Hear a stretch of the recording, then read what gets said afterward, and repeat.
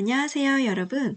오늘은 컨택 메일 작성하는 방법에 대해서 말씀드리도록 하겠습니다.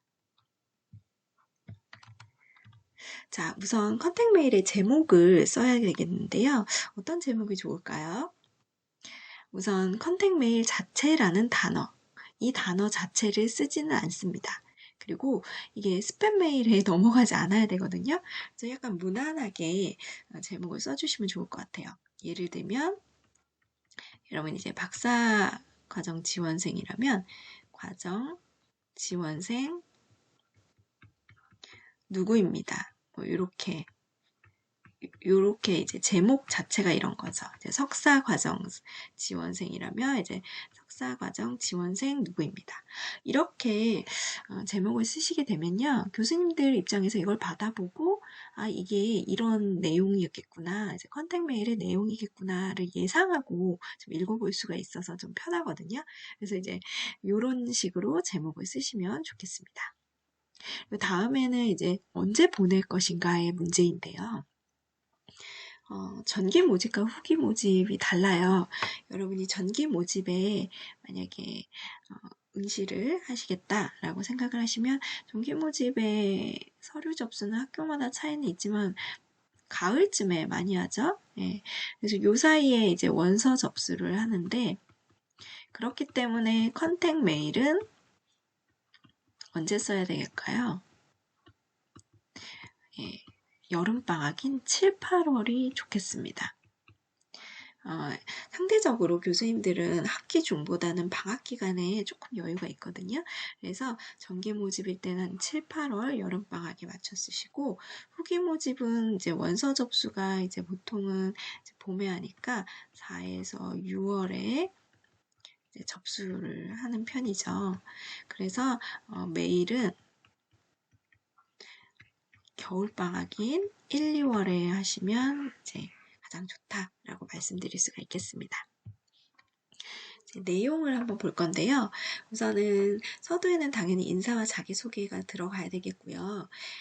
그 다음에 들어갈 부분은 이제 교수님을 알게 된 경위를 쓰는 겁니다. 여러분이 학부랑 대학원이 이제 동일하다면 굳이 교수님을 알게 된 경위를 쓰지 않아도 되겠지만 난생 처음 그 학교를 알게 됐고 그 교수님을 알게 돼서 메일을 쓰는 거면 초면이 메일을 통해서 이루어지잖아요. 그렇기 때문에 얘가 나를 어떻게 알았지에 대해서 조금 놀라실 수도 있을 거니까 교수님을 알게 된 경위를 좀 적어주면 좋겠습니다. 그 다음에 요 부분 중요하죠. 연구. 원하는 분야, 주제에 대한 내용, 마무리 인사. 요건 제가 책에 남기진 않았는데요. 이걸 써주시면 좋겠습니다. 연락처인데요. 휴대폰 번호를 남겨주시면 도움이 될 수가 있겠습니다. 예시를 통해서 좀 알아볼 텐데요. 우선 제가 이제 책에서 가져온 예시예요. 인사는 이렇게 했습니다. 뭐뭐 교수님 안녕하세요. 낯선 학생으로부터 온 메일에 놀라지는 않으셨는지요? 라고 써주시고 이제 본인이 저는 이제 박사 지원생이라는 가정하에 이렇게 예시를 준비했는데요. 만약에 여러분이 석사 지원생이라면 뭐뭐 대학 학부 졸업생 누구입니다. 라고 쓰시면 되겠죠. 그리고 이제 교수님의 3, 4분 정도 시간이 괜찮으시다면 메일을 읽어주시면 감사하겠습니다. 라고 양해를 구하는 메시지를 조금 인사 부분에 남겼습니다. 다음으로 이제 자기소개를 할 텐데요. 요거 한번 잘 보세요. 중요한 표시를 좀 하도록 하겠습니다. 자, 보세요. 일반적으로 자기소개는 많이들 서술형으로 합니다.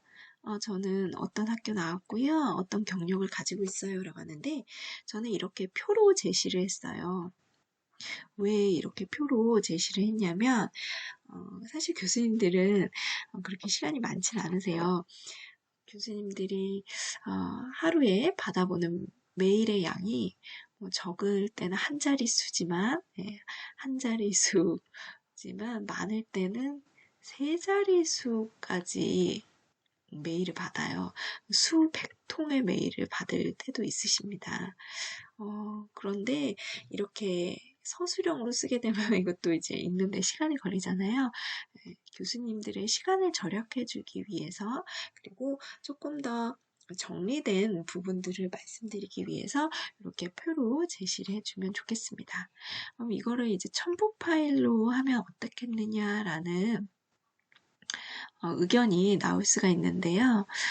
첨부 파일을 하는 거는 저는 권장하지는 않아요. 왜냐면 그걸 또 열어봐야 되잖아요. 그죠?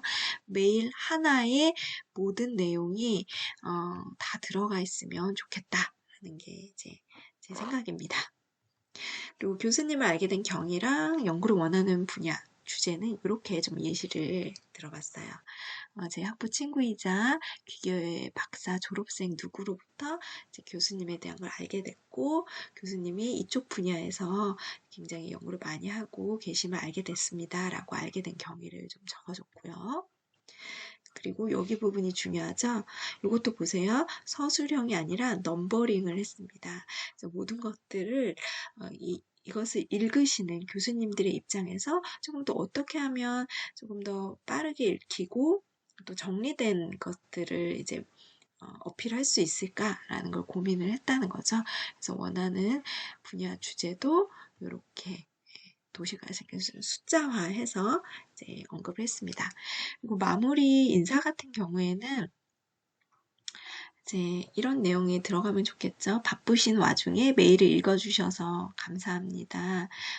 그리고 뭐 날씨에 대한 얘기도 적어주면 좋겠죠. 추워진 날씨에 건강하시길 기도합니다. 그리고 교수님의 지도 아래 공부할 수 있으면 좋겠습니다. 그래서 박사 연구생으로서 저를 고려해 주시면 정말 감사하겠습니다. 라는 메시지 남기면서 연락처를 적어주시면 좋겠습니다. 자, 그러면 이렇게 적은 컨택 메일을 바로 전송하시기 전에 어떤 것들을 점검하면 좋은지, 이것도 굉장히 중요한 내용이 되겠어요. 자, 메일 분량이 어떤지 한번 쭉 보세요. 줄일 수 있는 한 최소한으로 줄여주면 좋겠어요. 제가 얘기했죠. 교수님들 받는 메일의 양이 한 자릿수일 때도 있지만 수백 통일 때도 있다. 그 메일을 다 읽어야 하는 경우가 있기 때문에 교수님들의 시간 절약을 위해서 좀 메일의 분량을 여러분이 좀 컨택 메일은 좀 최소화하고 하지만 모든 내용이 포함되게 핵심적이면서도 이제 명확하게 메일을 보내실 필요가 있겠고요. 이거는 여러분 맞춤법 오타 띄어쓰기 괜찮을 것 같잖아요. 근데 이런 걸 실수할 때가 있어요. 그런데 이런 걸 실수를 하면요. 참 어떤 느낌을 받냐면 뭔가 준비되어 있지 않은 느낌? 그리고 얘를 연구생으로 받아서는 실수를 너무 많이 할 것 같은 느낌? 그런 느낌을 받을 수 있어요. 그러니까 이거 꼭 확인을 해주시면 좋겠습니다. 그리고 이메일에 보면요. 4개 쓰기 기능이 있어요. 그러니까 우선 메일을 다 써보고 나한테 보내보는 거죠. 그러면 나에게 메일이 오거든요. 그러면 그 메일을 읽어보세요. 내가 마치 교수님이 됐다는 것처럼. 그래서 그 메일을 쭉 읽으면서 이런 부분이 좀 어색하네. 이런 부분에 좀 맞춤법이 이상하네. 이런 부분에 좀 줄일 수 있겠네. 이런 것들이 4개 쓰기 기능을 통해서 활용이 될 수가 있어요. 그래서 이렇게 컨택 메일을 준비하시면 되겠습니다.